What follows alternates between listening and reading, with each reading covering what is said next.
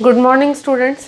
Last class में हम लोग जेनेटिक्स से रिलेटेड कुछ टर्मिनोलॉजीज़ हैं उनको पढ़ रहे थे, हालांकि कंप्लीट नहीं किया था हम लोगों ने। ठीक है, तो हम लोगों ने जीनोटाइप और फिनोटाइप, ठीक है, यहाँ तक के जो टर्मिनोलॉजीज़ हैं उनको कंप्लीट कर लिया था। आगे की टर्मिनोलॉजी को हम लोग कंटिन्यू करते हैं। नेक्स्ट जो टर्म्स आते हैं वो है होमोजाइगस, हेटेरोजाइगस,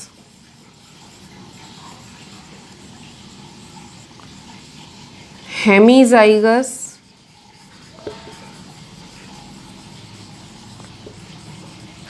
ठीक है। उसके अलावा we are having dominant and recessive character.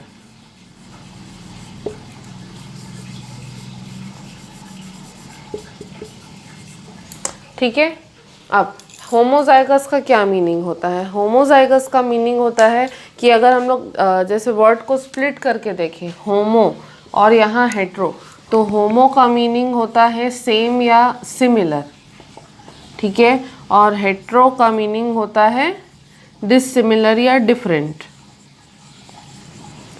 ठीक है, तो कहने का मतलब ये है कि जब कभी भी कोई भी जीन है, ठीक है, जीन में जो दोनों अलील्स हैं अगर एक दूसरे से सिमिलर हैं, ठीक है, तब उस कंडीशन को हम लोग कहेंगे होमोजाइगस कंडीशन। ठीक है, कैसे?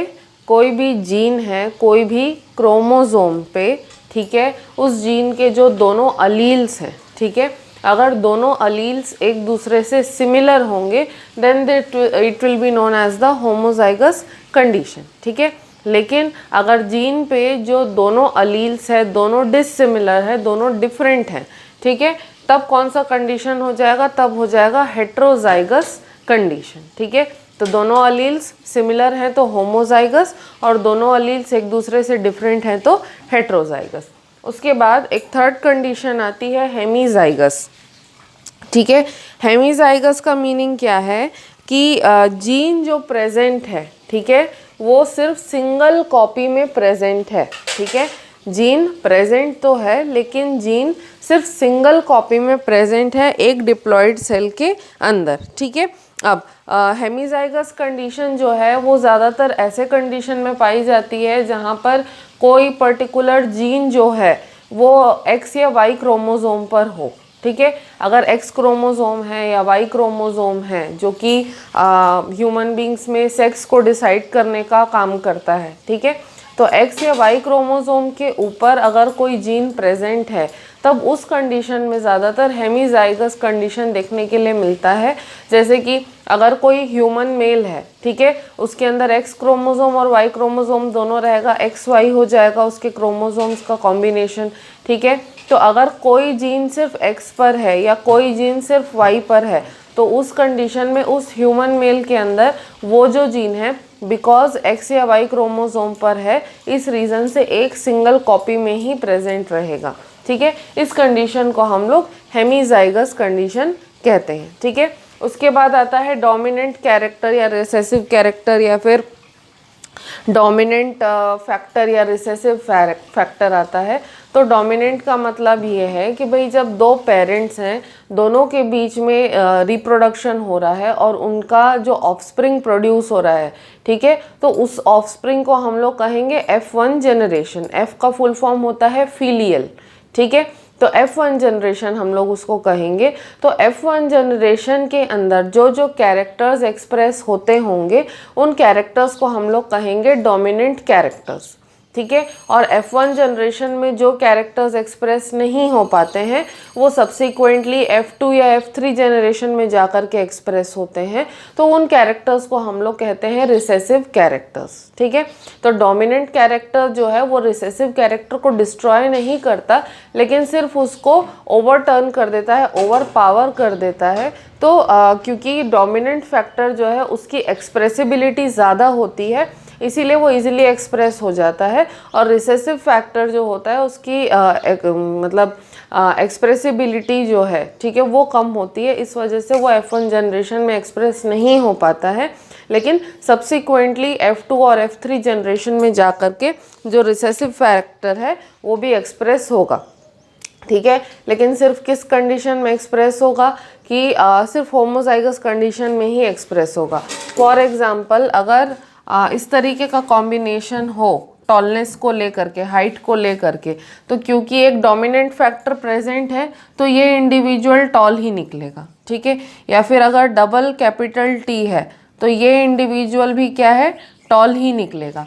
लेकिन कोई इंडिविजुअल शॉर्ट कब निकलेगा, यहाँ पर स्मॉल टी है लेकिन डोमिनेंट फैक्टर होने की वजह से जो डोमिनेंट फैक्टर है वो रिसेसिव फैक्टर के इफेक्ट को क्या कर दे रहा है, सप्रेस कर दे रहा है। तो सिर्फ जब होमोजाइगस कंडीशन होगा इस तरीके से, ठीक है, तो सिर्फ होमोजाइगस कंडीशन में ही जो है रिसेसिव कैरेक्टर एक्सप्रेस हो पाते हैं, हेट्रोजाइगस कंडीशन में एक्सप्रेस नहीं हो पाते हैं, ठीक है। तो जब होमोजाइगस कंडीशन होगा तभी रिसेसिव कैरेक्टर जो है वो एक्सप्रेस हो पाएगा, ठीक है। इसके बाद अब हम लोग आते हैं मोनोहाइब्रिड क्रॉस और डाईहाइब्रिड क्रॉस पे, ठीक है। मोनोहाइब्रिड और डाईहाइब्रिड क्रॉस क्या है?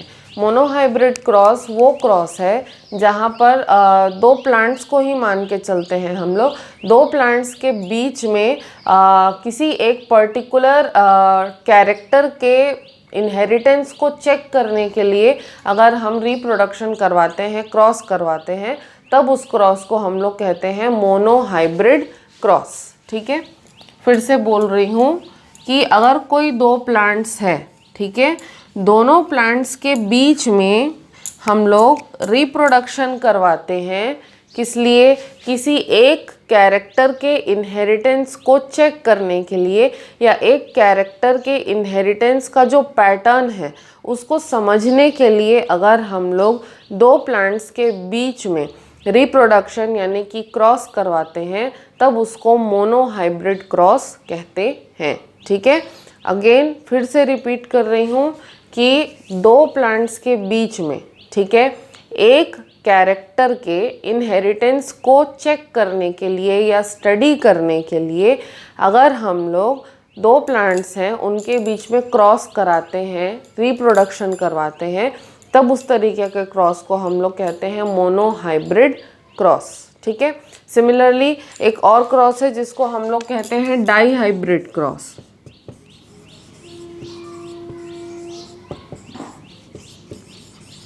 ठीक है। पहला क्या था? मोनोहाइब्रिड था,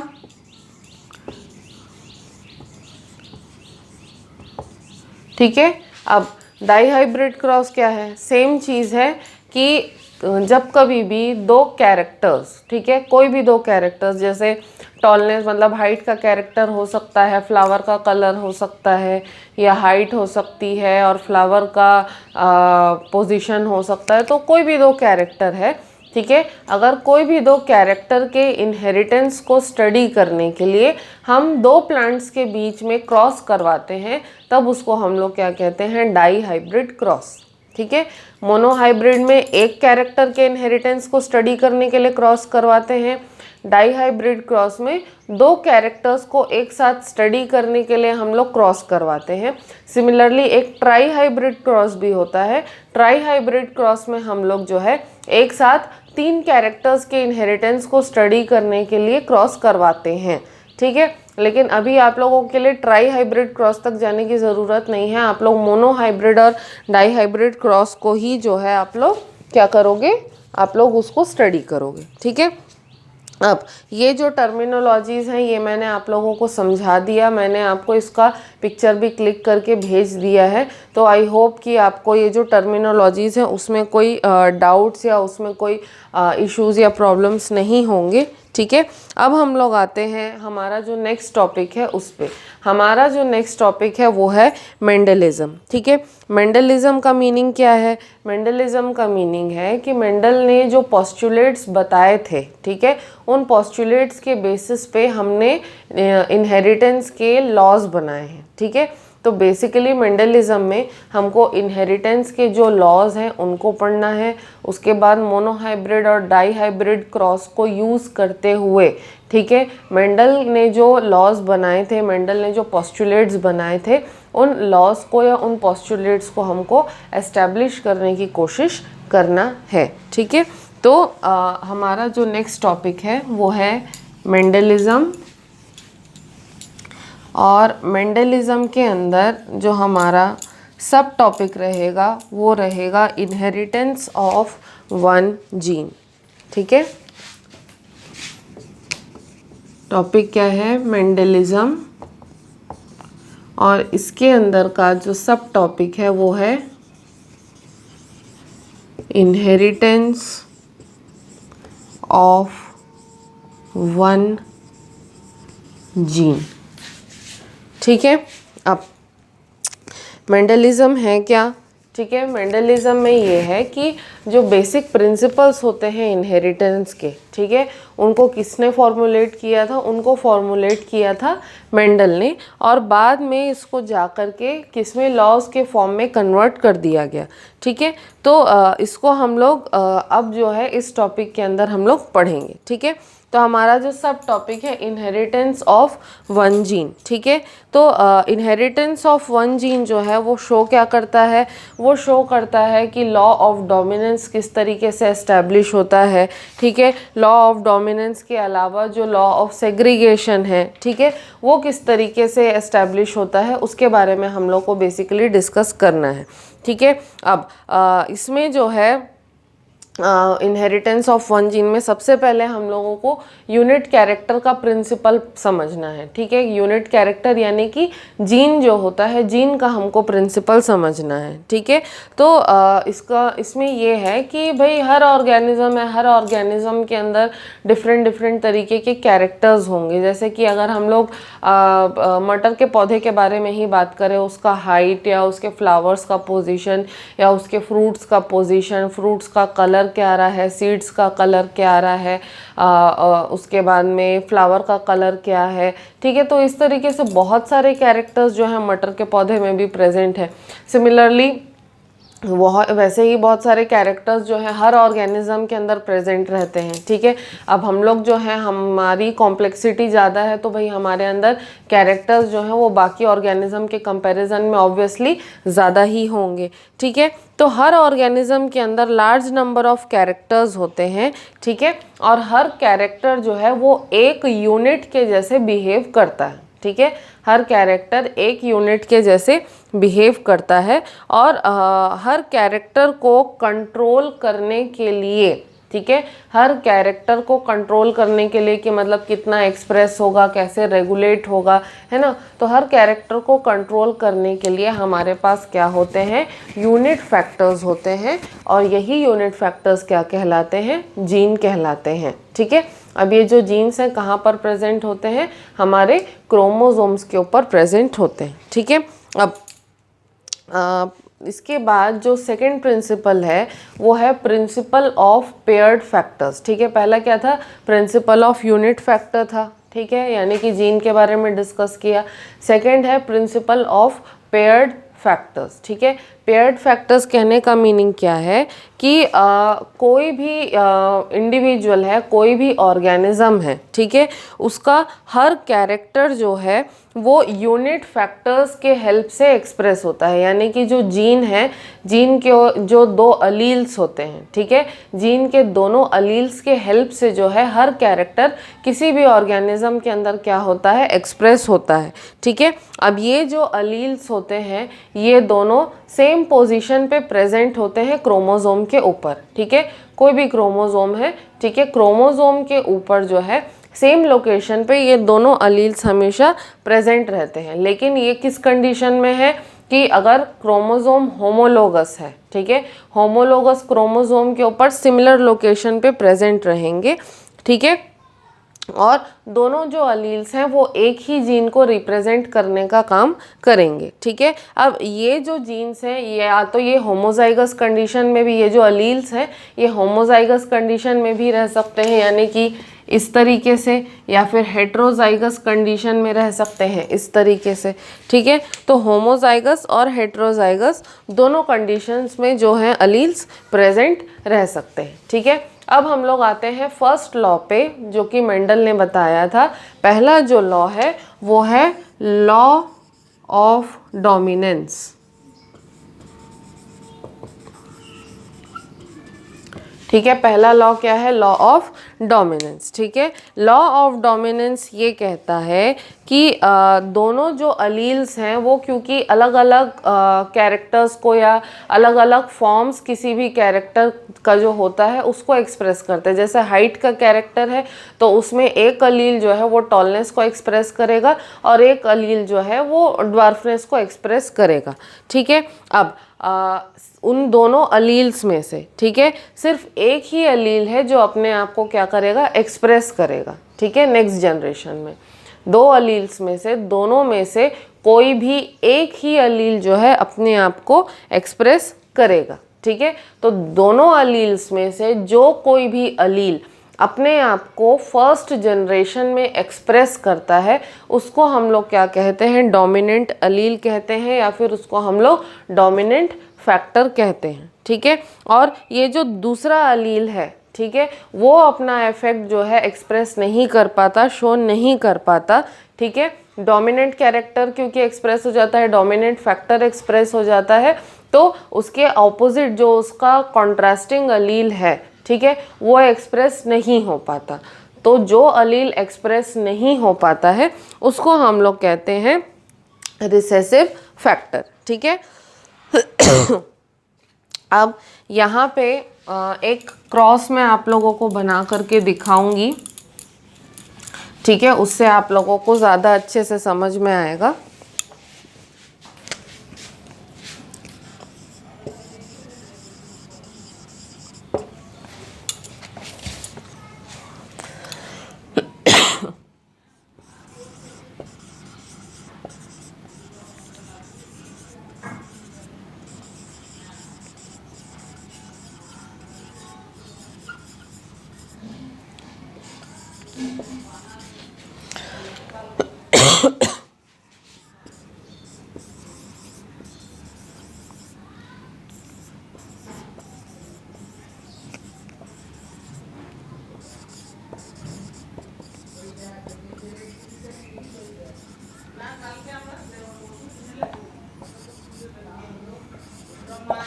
ठीक है, अब ये पेरेंट्स हैं। ठीक है, दो पेरेंट्स हैं, एक होमोजाइगस रेड फ्लावर वाला है, तो रेड कलर जो है वो डोमिनेट रहता है। इसको हम लोग कैपिटल आर, डबल आर से हम लोग इसको रिप्रेजेंट करेंगे। ठीक है, क्योंकि अभी ये डिप्लॉयड कंडीशन में है। ठीक है, सिमिलरली जो दूसरा पेरेंट है वो भी होमोजाइगस है, लेकिन किसके लिए, वाइट फ्लावर के लिए होमोजाइगस है। तो वाइट कलर जो है वो रिसेसिव होता है, तो इसको हम लोग किस में ले रहे हैं, स्मॉल आर में ले रहे हैं, और डबल आर ले रहे हैं क्योंकि ये भी क्या है, आपका डिप्लॉयड कंडीशन में है। अब इनमें दोनों के अंदर क्या होगा, गैमीट फॉर्मेशन होगा। गैमीट फॉर्मेशन के टाइम पे जो क्रोमोसोम नंबर होता है वो क्या हो जाता है, हाफ हो जाता है। तो गैमीट में कैपिटल आर एक ही आएगा और स्मॉल आर क्या आएगा, एक ही आएगा। ठीक है, अब इन दोनों का हाइब्रिड जो है वो क्या बनेगा, कैपिटल आर स्मॉल आर बनेगा। ठीक है, इन दोनों को हाइब्रिड जो है, दोनों के कॉम्बिनेशन से जो ऑफस्प्रिंग बनेगा वो कैपिटल आर स्मॉल आर बनेगा। ठीक है, तो ये वाला जो प्लांट बनेगा इसके अंदर कौन से फ्लावर्स आएंगे, क्योंकि कैपिटल आर एक ऑलरेडी प्रेजेंट है और वो डोमिनेंट है, तो ये वाला जो प्लांट है इसमें भी रेड फ्लावर आएगा, लेकिन ये कैसा आएगा, हेट्रोजाइगस रेड आएगा। ठीक है, ये आएगा हेट्रोजाइगस रेड। ठीक है, अब ये जो हेट्रोजाइगस रेड है इसके बीच में अगर हम लोग क्या कर देते हैं, इसके बीच में अगर सेल्फ पॉलिनेशन होता है इसमें, ठीक है, तो सेल्फ पॉलिनेशन होने से अब ये क्या है, ये हो गया आपका F1 जनरेशन हो गया। ठीक है, अब इसके बीच में अगर सेल्फ पॉलिनेशन हुआ तो सेल्फ पॉलिनेशन होने के बाद में इसमें अगर 4 प्लांट्स प्रोड्यूस होते हैं तो इसमें से 3 रेड फ्लावर वाले रहेंगे और इसमें से एक जो है ये वाइट फ्लावर वाला रहेगा।